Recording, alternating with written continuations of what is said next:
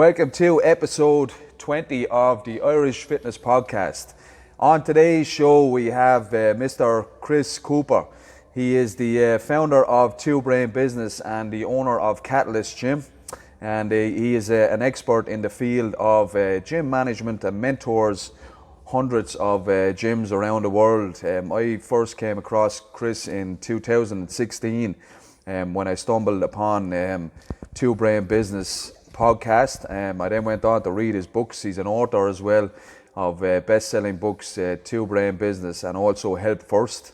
And he's a real expert in the field, as I said, of the the gym business, especially the micro gym business. So we're going to get into it today. We're all experiencing obviously some uncertainty ahead, Shane, aren't we? Yeah, it seems like we don't really know what to do with ourselves right now, especially in this country. So it's I see it every day. The micro gyms around Ireland and the CrossFit affiliates are closing their doors for an uncertain period of time. So we've all kind of established at the moment that we need to close our doors. Now we want to figure out what exactly do we do next. So we're going to talk to Chris about that today. So Chris, how are you, buddy? Really appreciate you coming on. I know that you're extremely busy with all the goings on around the world at the moment. We had to try and find a space that suited yourself because you are dealing with so many issues arising from all this uncertainty with the coronavirus and stuff like that. So thank you very much for coming on. Oh, thanks, Tom and Shane. I'm really happy to be here. Yeah, brilliant. So I'm sure over in the States, you're in a similar position, or in Canada and the States, North America we'll call it. You're in a similar position to what we are over here. I know you Canadians don't like being mistaken with the US and all that kind of stuff and vice versa, so my apologies. That's fine. I actually refer to Ireland as part of the UK. Oh, no. And no, it was a mistake. I knew better, and I was doing a 2-hour live town hall, and it just slipped out. I think it's an indicator of how fried my brain is. So Yeah. On behalf of Two Brain Business in Canada, I apologize to our friends in Ireland for saying that you're part of the UK. Yes. Well, on behalf of the Irish Fitness Podcast and myself and Shane, I apologise for saying that you are part of the USA. I think we're pretty forgiving countries, though. Ireland and Canada kind of get on with each other, so that's okay. Can we all just agree that it's Donald Trump's fault? Yes, 100%. I heard a rumour actually that he invented the coronavirus and he planted it in China. maybe not. Maybe not. That's just a rumor. So, Chris, a lot of our viewers would be familiar with yourself and Two Brain and stuff like that. You know, you're pretty much in the gym, the micro gym world, a household name. Could you give us just a little background on yourself and how Two Brain started, and maybe a little bit about Catalyst as well before we start? Yeah, sure, Tom. So, for those who haven't heard the story, I opened up Catalyst Fitness in 2005. It was a personal training studio. We didn't know how to scale. We were doing about 14 one-on-one client hours per day each and just getting exhausted. And then we found CrossFit and said, this is how you scale. You run group training. So I opened up a second gym because the CrossFit wouldn't really fit in the facility that I was running. And that second gym almost bankrupted me. I faced, personal and business bankruptcy basically within the first year. And then I was kind of forced to find a mentor at that time, and he saved the business. But while that was going on, I started recording everything that he taught me on a blog, just because that's how I retain information better, is by pretending to teach it to someone else. And so from 2009 through 2013, I had a blog called don'tbuyads.com. And that led to my first book, and then CrossFit HQ started asking questions and picking it up. Around 2016, I founded twobrainbusiness.com because I wanted to take a better approach to mentoring gym owners, and I needed to build a system where we could track what was working in the best gyms in the world, and then test that, run that through a data filter, and then teach that back. Because there's so many ideas out there, and it's even more now. There are some amazing ideas, but that's maybe 1 in 10 that you hear on Facebook and especially with advertising. So what the industry really needed was like a filter of data and also a collection process where we could say, here are all the ideas out there. Here are the ones that work, and here are the ones that you need right now. And so I've spent millions of dollars building this system, refining this system. It has a huge human component, and the way that the system has worked in the past is mostly we gather data from around the world, but most of the cutting edge stuff was coming from North America and maybe Western Europe, and then we would go to France or China, and we would teach what was working there, because in general, like general awareness is 2 to 3 years behind in Eastern Europe, and 5 years behind in Asia. But what's happened now though is that the system has flipped, and so what's happening in Asia and then in Italy and then Berlin and then the UK and then Ireland is now giving us lessons that we can teach back to gym owners. So we're learning from you guys as fast as we can, and the reason that I'm not sleeping is because we're operating on different time zones all over the place to collect data. So we're going to get into this, but every gym should run under the assumption, I guess, or be prepared to close now. And that doesn't mean you have to close your business just because you're closing your bricks and mortar facility. Yeah, it's very worrying times.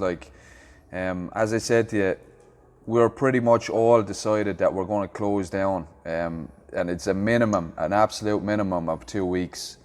And going by indications, it's probably going to be a lot longer than that maybe. So I suppose what I would love to talk to you about today is, okay, the doors are shut. What do we do now?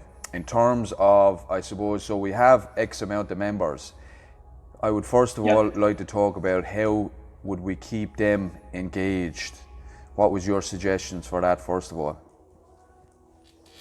Yeah, so the first thing that everybody has to understand is the mindset. So you and I, we don't own gyms. We own coaching businesses. And our facility, our equipment, these are tools of our coaching business, but they do not define our business. So what that means is that, okay, the doors are closed. We can't gather everybody together.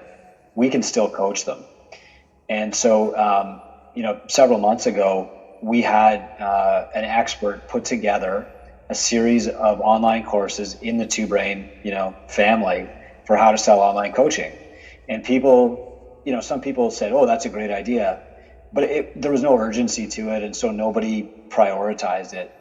Now what they're finding is that they can pivot to this model in less than 24 hours and without a single client cancellation, even if they have 300 people in their gym.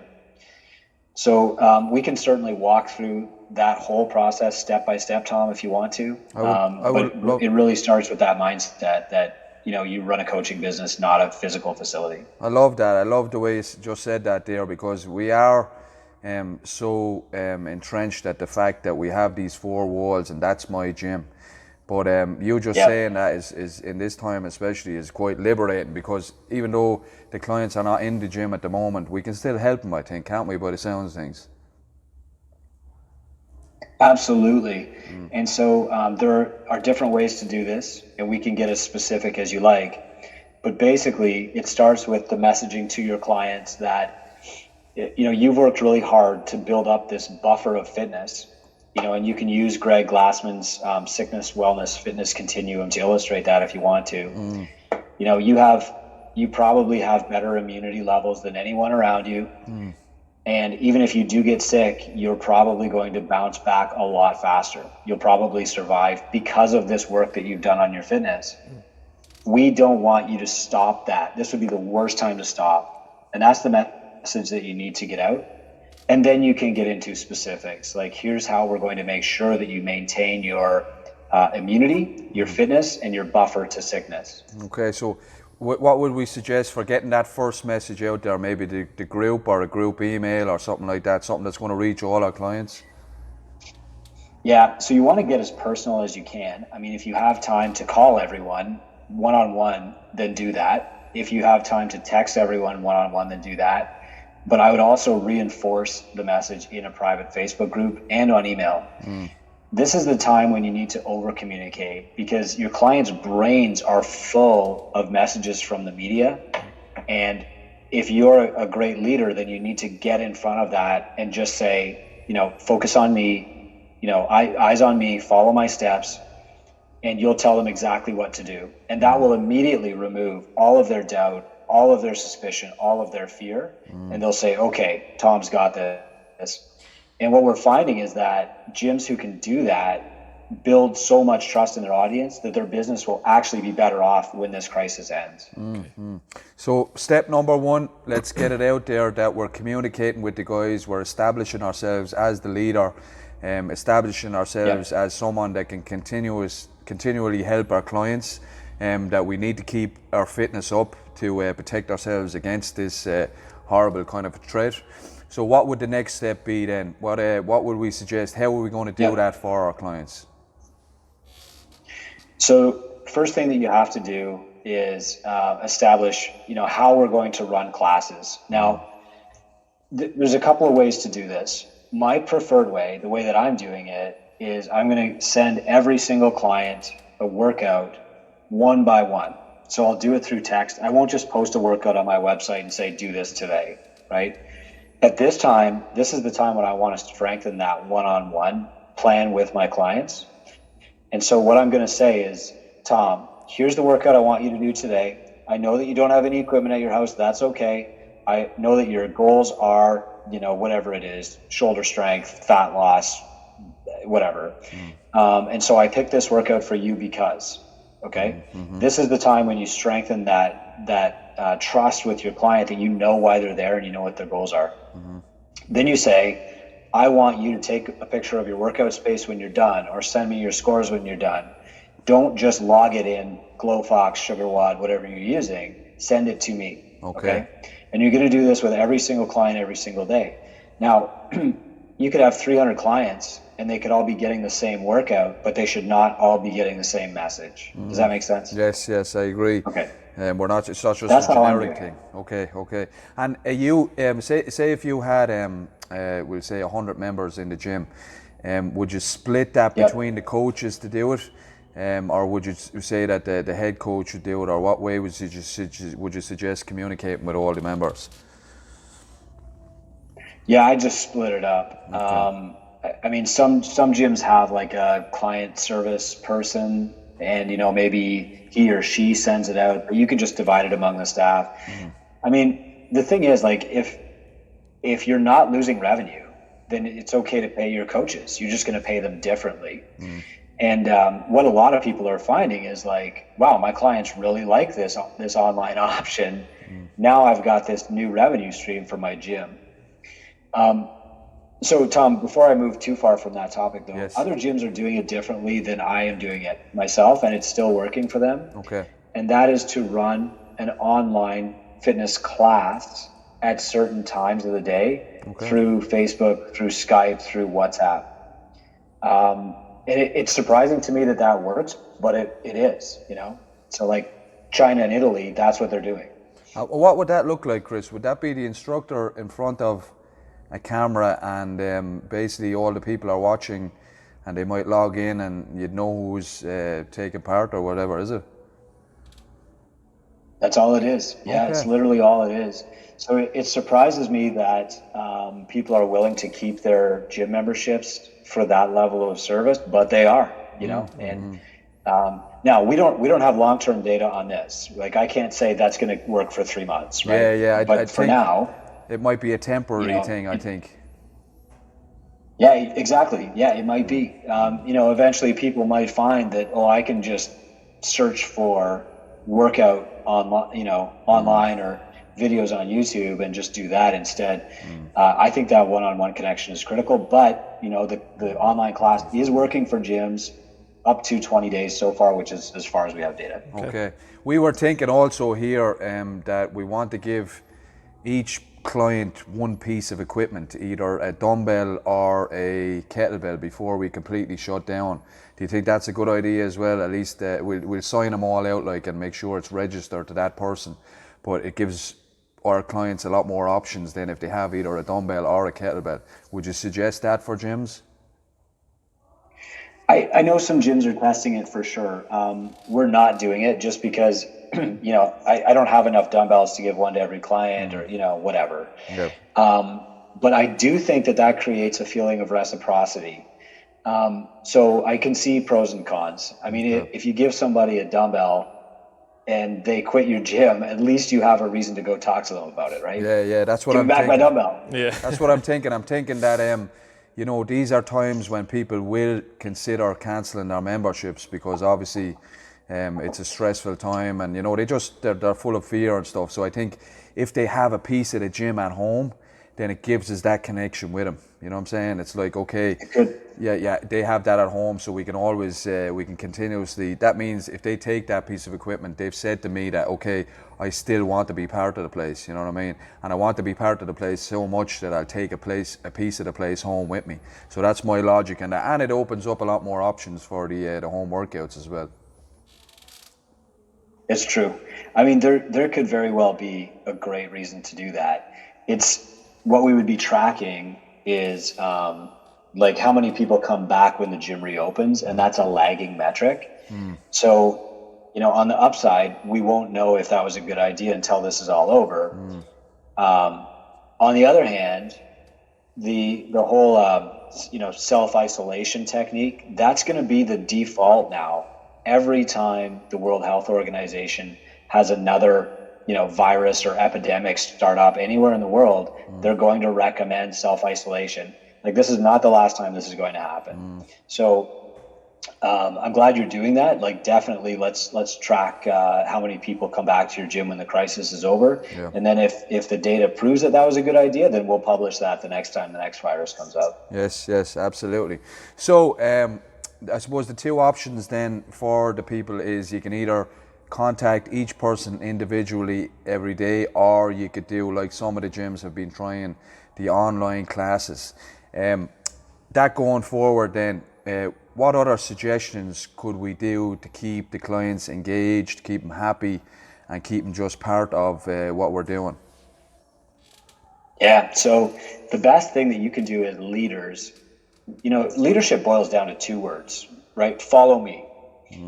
And so if you can answer questions that your clients have, or answer concerns, solve problems before they even come up, then they'll only look to you. They'll keep their eyes on you, and you will come out of this stronger than when you went in, because they'll trust you even more. So the key is you have to know what your clients are worried about and what fears they're facing. So what I do is I look at my Facebook group, of 600 gym owners, and I see what questions they're asking, and then I go find the answer to that question and I bring it back to them. So for example, yesterday, a very smart woman named Rebecca asked if she needed separate insurance to do online training. And I said, boy, that's a great question. So I contacted Affiliate Guard and the RRG and asked them both the same question, and then reported that to everyone. We also have a public group now called Gym Owners United. We've never done a public group before, but we just feel like there are people out there who are getting confusing messages, and they're closing their gym when they don't have to, or they're going out of business when it's not necessary to. And so I look in that group for the questions that they have, and I write that on my blog. You have to stay in greater contact with your members than ever before. You'll get tired of hearing yourself talk before they'll get tired of hearing you talk. And Chris, I just have a question, it's on the topic that you're kind of talking about. So I heard a quote once that was, as a coach, you're not in the fitness business, you're in the relationship business. So on that, if you do agree with something like that, as kind of coaches, so say we have 4 coaches in this gym here, people will ask us questions, not just about fitness, but health across the board, even if we're not qualified. With news sources now, like people are getting news sources from Instagram, Twitter, Facebook, God knows where. Do you think there should be a specific place people should be looking for actual sources of information about what's going on now? And do you think that as coaches, should we be that kind of add-on in the relationship to say, no, this is what it is? Or do you think we should point them somewhere else? Or do you think, is it responsibility basically for us? The question is, do you think we have a responsibility to kind of like, no, don't look at this particular news channel? look at this one or look at this source, or even if it's just World Health Organization? What's your thoughts on that? Well, leave it to the ginger to ask the hard question. Yes, boy. Hey, boy. Boom. Oh, not that touch. Yeah, oh yeah. So your job is not to create information or to share ideas. Your job as a coach is to filter. More and more this is true because people can get CrossFit workouts online for free. They can get probably discounts on kettlebells right now, right? Your job is to be the trusted filter. Just like a mentor's job is to be the trusted filter. So what you want to do, guys, is say, look, research is evolving. It is very tough to know who's right and who's wrong. And the things that we took for granted 30 days ago are proving to be untrue today. The World Health Organization doesn't know what to do, and that's why they're saying everybody stay home. That's what this, what do you call it? It is like self-containment or whatever you want to call it. It's basically them saying we have no idea. So the best thing that you can do is share that with your clients. Like, look, guys, we're on top of the research. There isn't good research. The best thing that we can do is the thing that we do best, and that is help you maintain a buffer of immunity and the ability to regain your health as fast as possible, for you and your family. Yeah. Okay. Thanks. And Chris, in terms of, so we still have our facilities, and obviously then we still have the bills that come along with them. Do you think we should be approaching all the sources of the bills and trying to renegotiate or cancel, or what would you suggest from the gym owner's point of view there? Yeah, 100%. I mean, so I'm a landlord. I have a couple of buildings. And if a client just came to me and said, hey, my business is in trouble, can you waive the rent for a month? I'd probably say no. But if they said, my business is in trouble, can you spread the rent out over the next 6 months for this month? Then I would say, yeah, because it's a cash flow problem. That's all it is, right? It's not permanent. So I can help them with that problem. But there are cases where gym owners are going to their landlords and saying, hey, I'm shut down because of the government. I can't pay the rent, can you help? And the landlords are saying, don't worry about it, Yeah. So you would say, sorry, go ahead. No. So you don't want to ask your insurance company for a deal No. because they'll say, sure, yeah, we're happy to put you on minimal insurance, and then you're not covered for, infection cases anymore. But there is a rumor, and I haven't verified this, but there is a rumor that CrossFit Affiliate Support will waive your monthly affiliate payment if you need help or if you've been forced to close. That's interesting. I would like to see that because, again, it is a big stressful thing at the moment, and any help that we could get would be excellent. And what about things like utilities and all that kind of stuff?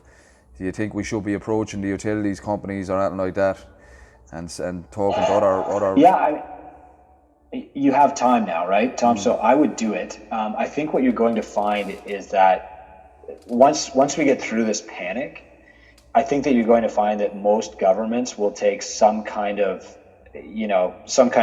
easement into account.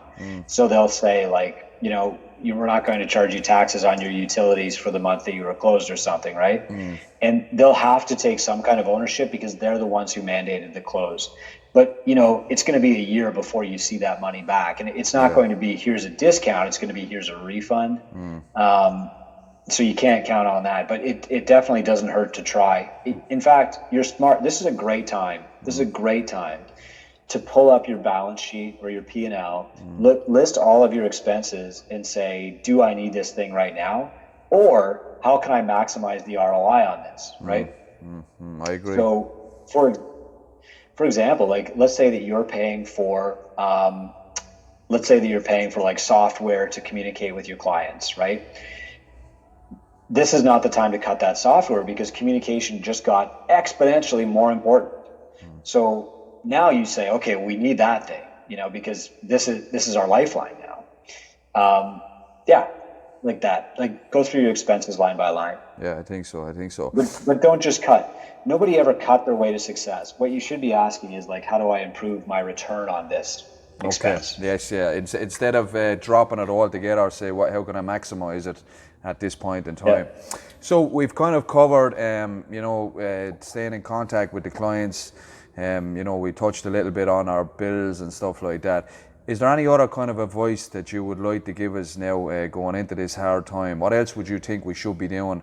What else would you think that these are essential points where we should be looking at going forward? And I think, okay, so we're definitely on 2 weeks shutdown.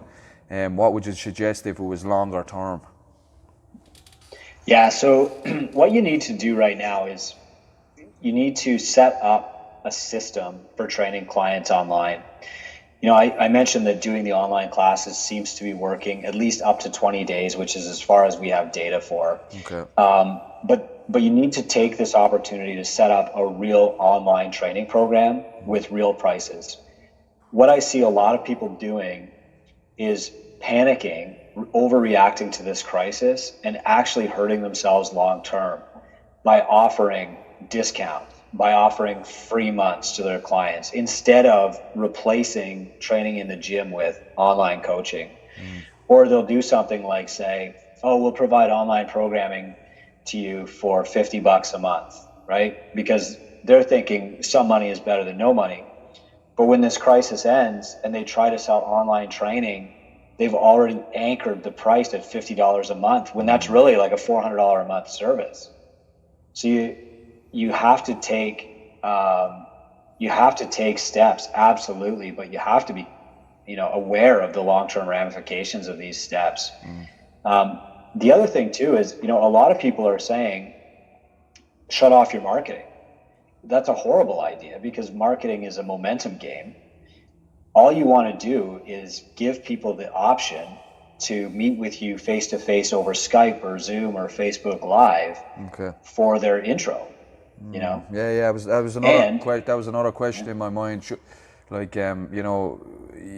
would think logically, what's the point of marketing now at this point, because we don't have a gym to offer the services. But like you said there, we could be possibly lining them up for down the road or lining them up for online coaching. Yeah, I mean, there's two things on the front end. If you're doing Facebook ads and you shut your ads completely off, you're going to lose all your momentum. You're going to start from scratch, and you're going to put yourself 3 months behind when this is all over. On the front end, though, interest in coaching and fitness is skyrocketing right now.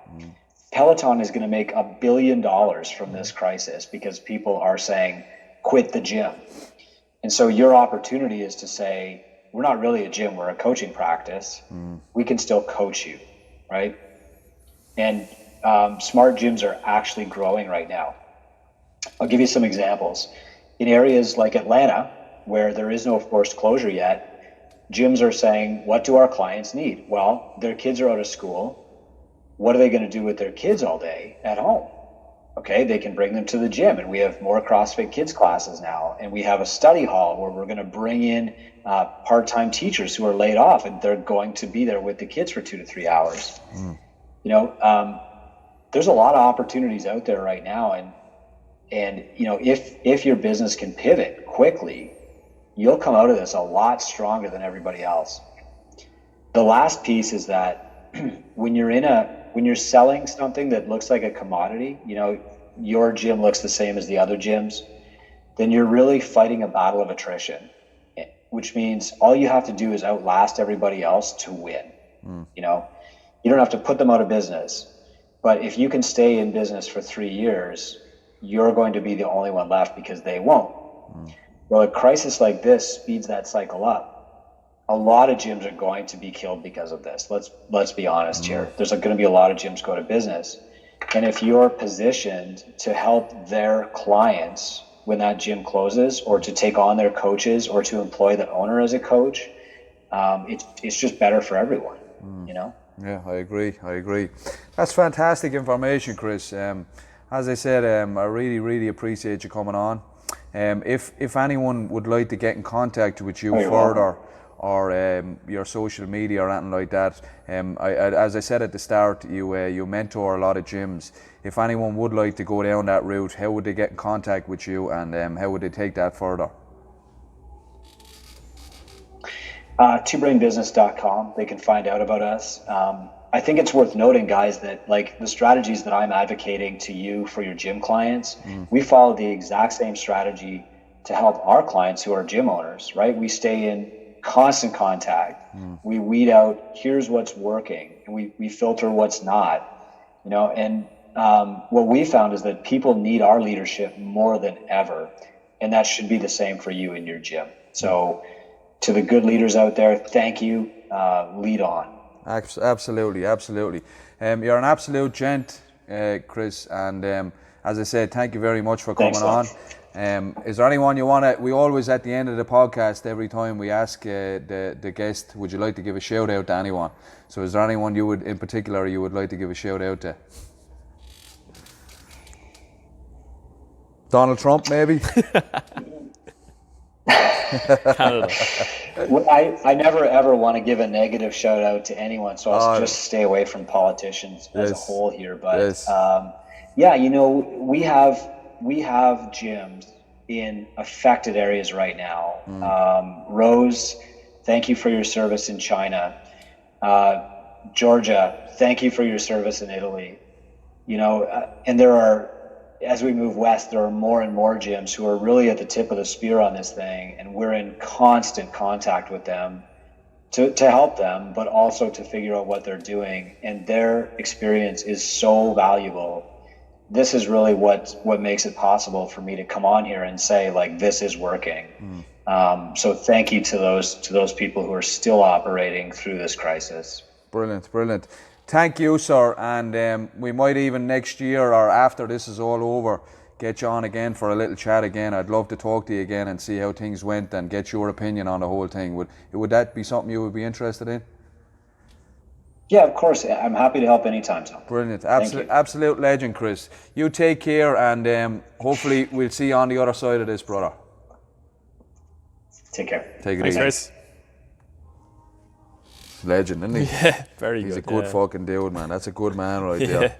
And he really cares about helping people. Yeah, that's why he's successful. Do you know what I mean? That's what even the book Help First, it's not about selling anything or it's not about anything. It's about finding out how can you help someone. Yeah. And that's, like you said, that's the route to success, isn't it? Yeah, he's completely just driven leader, and you can tell that he has the knowledge behind to kind of lead people in a way, and he's leading hundreds of people all over the world, wherever they are. If you think about it, it's probably hundreds of thousands, because he's leading all these hundreds of gyms, and then they're leading all these hundreds of people in there. You know what I mean? So the trickle down effect, that champagne. I think you'll see with people who are like leaders of really successful businesses, whatever they are, not even just in CrossFit and fitness and business, but like anything, that they all like know how to pivot when something goes wrong. So like they don't just die off. Like the minute something happens, they switch and like, okay, this is how we're doing things now. Like he was saying, like capitalizing on online coaching, which is what we have to try and do now as a gym. How do we put a system in place to make sure like we keep retention in here, keep our members coming back and keep them happy, and make sure we're the leaders. We're the leaders. That's what it's not about. the gym up the road, not the Instagram page that posts daily workouts. Like it has to be us, and that's, has to be us. And that's what he's kind of preaching now. That like, can you pivot and be there for people? So I love it. if we can follow what he's saying, some fantastic information. we'll actually come out stronger, as like he was saying there. So yeah, that's it, man. That's the goal now, is to let this harden our character and our resolve, and at the other end of it, then we'll be better human beings, isn't it? Good challenge. Yeah, absolutely, man. So that was episode number 20. We got it right today, didn't we? it was 20 number today. 20 with Chris Cooper. I'd just like to say to everyone, I wish you all the best of luck over the next few weeks. Stay strong, stay positive, united with your tribe. You know, that's a big thing, is to be taking care of your members and just taking care of each other. You know, it doesn't have to be membership or anything like that. It's just being nice to each other, taking care of each other. Hopefully staying indoors if you can and stop the spread of this fucking madness. And we will see you soon.